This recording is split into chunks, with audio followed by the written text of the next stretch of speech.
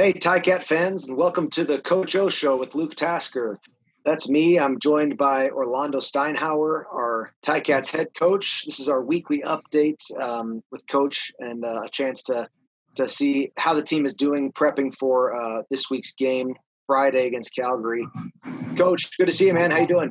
I'm doing well, thanks, Luke. How about yourself? I'm doing great, man. Hanging in there. Looking forward to this Friday.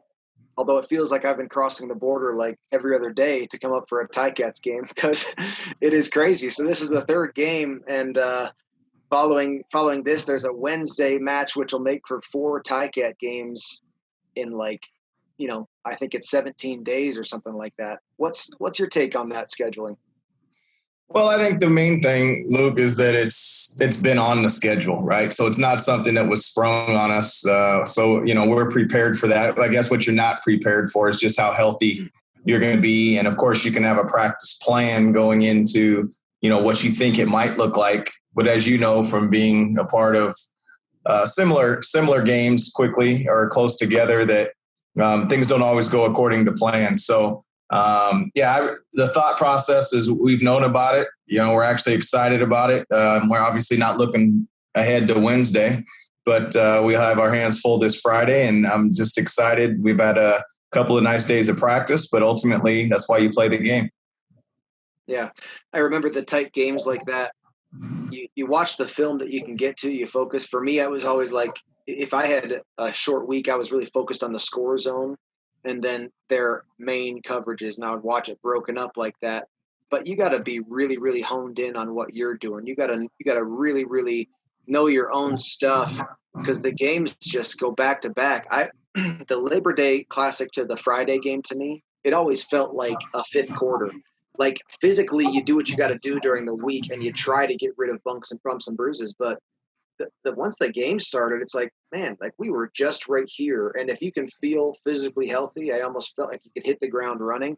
But that's the battle because it's not easy to get physically right for something like that. Let's talk about Friday's game. I mean, obviously, it was just looked entirely different from Labor Day in so many capacities. And to hand it to the Argonauts, I mean, they played way, way better than they did in Labor Day. I mean, they made a lot less mistakes and they did some things right. In your opinion, what was the biggest difference between those two games? Well, I thought, for us, we didn't have explosive plays that really are detrimental to another ball club, no matter who you're playing. I thought they ran the ball a little bit more effectively. And I think that they didn't beat themselves as much, right? They took some penalties that were definitely helped us out in field position and those sort of things. And they didn't give up, big plays in the kicking game. So I felt like neither team really had a lot of energy. I feel like their energy really came from them scoring early.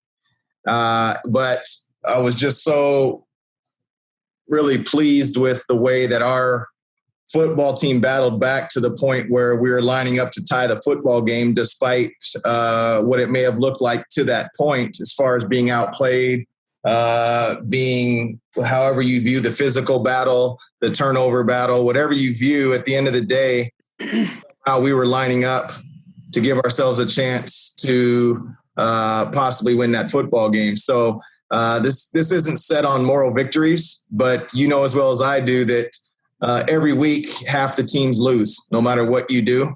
And there's only one satisfaction, and that's to win.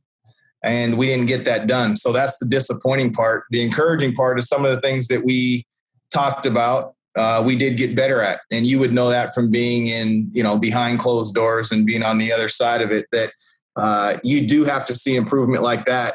The ultimate, though, is to come out ahead at least with one more point on the scoreboard, and we didn't do that last week. The world, everything around a football team knows only wins and losses, and that's what counts. That's what anyone will remember. The players, I remember as a player, you talk to a former great, and they always say the same thing. I remember the locker room. I remember pizza on the back of the bus. Everyone's got their own little thing, but really, that's like the special moments as a player that you can't capture as a spectator or as a media person, or only the players know that kind of stuff. And in the same regard, I remember as a player, you have a pulse on like what you just described, sort of the good morale, the little wins that didn't show up on the scoreboard. You get a sense for that. You know the guys on your team who were, playing their hearts out, and that helped the team, but that didn't show up on the scoreboard. In this game, it'll go down as a loss. But there are some things that I saw, especially Dane, and we obviously everyone's hoping for a really great quick recovery from Dane. But he missed a throw deep, and haven't talked to him about it. Don't know exactly about it, but I'm guessing he would call that a missed throw that deep. And a couple plays later, he was running. I'm talking like he was going to get a first down or die. It was, his heart was out there. He was playing his guts out. And then as I watch it, it just gives you a sense of, that that's a guy who just is dying to win the game, dying to do what he can. And it's hard to make great plays after you've made poor plays or made mistakes. But that's that little morale, little small victories that aren't going to ever be remembered or show up in the scoreboard. But in the locker room, it goes a long way when you see guys going all out for their teammates like that. 100%. It's huge. And Dane was gutsy out there, and it showed up. There were some defensive plays that were really impressive. Ackland, Unger, and Early at the end of the game leading up to the touchdown were just gutsy, hard-nosed plays. It was great to see. I've described you before, and I think it was in our first episode of the Coach O Show. You are a positive guy in my opinion, and people would say that of you. But I don't like to just leave that alone, because I think there are some people who are positive beyond the point of realism, and you are always going to call a spade a spade. In the locker room after the game, in day one of this week, what was your tone to the team about Friday's game? Yeah, I just, once again, Luke, I appreciate those comments there. But yeah, I am a positive person. I'm not going to sweep things under the rug, though. And we're going to address, as we call it, the elephant in the room every time, and hold people accountable, and including myself and our staff. And that goes for the equipment people and the therapists and everybody involved throughout the organization. Like, it's a we thing. We're in this together.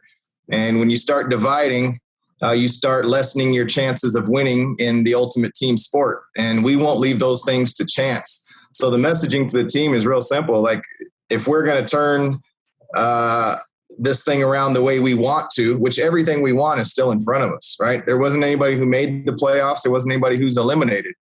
We should all feel a sense of disappointment, that sick feeling in the stomach. That means we have the right people. That's just part of what it is. We shouldn't be okay with that result. And at the same time, if we would have found a way to have one more point, we shouldn't be satisfied with that outcome, because as we all know, the perfect game has not been played yet, and I don't think that it ever will. That doesn't mean we don't strive for it. So the messaging is to stay together.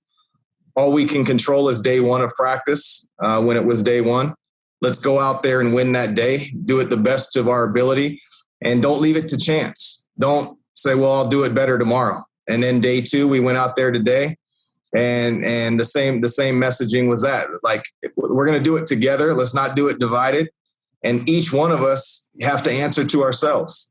You can fool other people, right? Make it look like this, but you can't fool yourself. So if you can't look yourself in the mirror and know that you've given it your all, then you're cheating yourself and ultimately cheating the team. So that was the personal challenge. And, so far, I'm pleased with it. But at the end of the day, the football game will always come down to execution. But as far as the other things, we won't leave those to chance. Control what you can control. It's so interesting. It's almost like we try to paint stories, and we try to tell, paint a picture of what's happening in a season. But exactly like I know, the things that it takes to win have never changed, and they don't change whether you lost last week or won last week. What it takes to win this week is always going to be the same. And selfish players hurt a team. Selfless players are great for a team. We're just talking about sports that have always been and will always be. It's a beautiful part of football that these things are hard to do, but they're very simple to wrap your mind around when it comes right down to it. It's just about doing things the right way. the excited to see the turnaround for this week. But one of the interesting takeaways from this last game, to get a little bit more details here, a story that's developed through this season as we've watched these games has been the Ticats defensive run stop. And it's almost been a black or white scenario where you have games like Winnipeg at the start of the year, Sask a little bit, but then Toronto in Toronto on Friday, and those teams had some success in the run game, some real substantial explosive run plays. But then Labor Day in Montreal, it was, an absolute desolate run game for both of those opponents. Can you speak a little bit to the drastic difference there? Well, I just think that the word that you're describing is what we're looking for is consistency. And I think that's what you're trying to do throughout football is be consistent. And, from being around me, that we like to look at it like, as the saying goes, that consistency is better than rare moments of greatness. And I think what you're talking about with the black and white is that we've been great in some rare instances, and we're looking to be consistent in all facets. You're referring to the run game, and that's just one of those facets that we are looking to be a little bit more consistent on. And I think the only comment I would really have to that is that it's not like we sweep it in under the rug. It's been addressed. We show signs of getting better in practice at it, although we can't be in pads. So your ultimate measure of improving on those things is ultimately the game.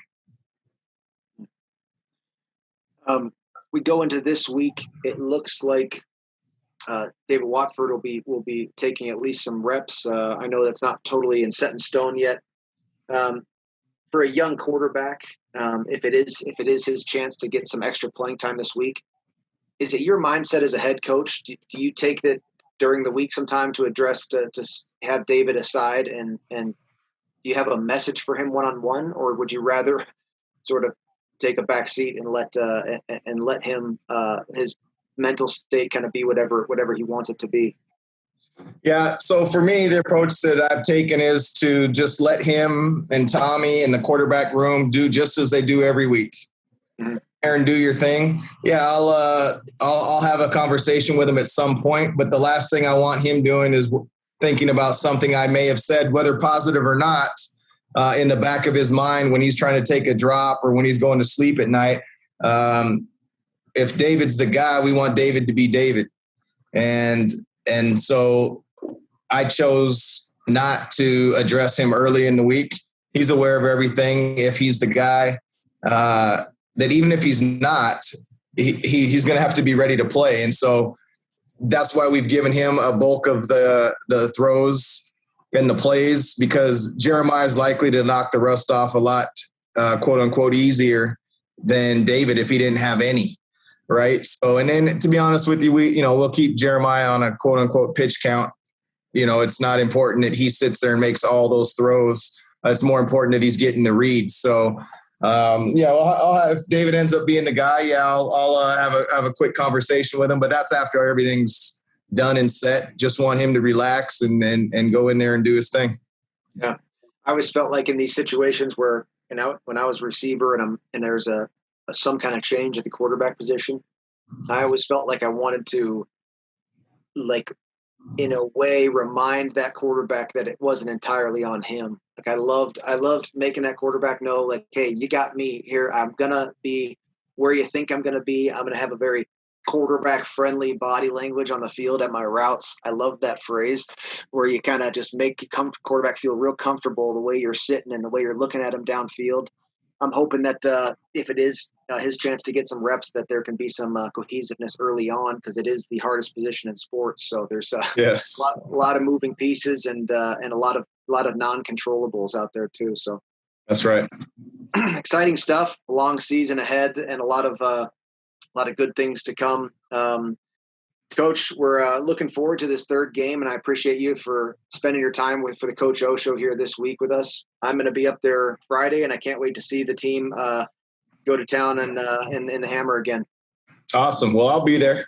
All right, man. Good. We'll see you there, man. Always a pleasure. I look forward to next week. So it's going to happen quick. So be ready. Yeah, really. All right, Coach. Thanks. Sure, no problem. Bye for now.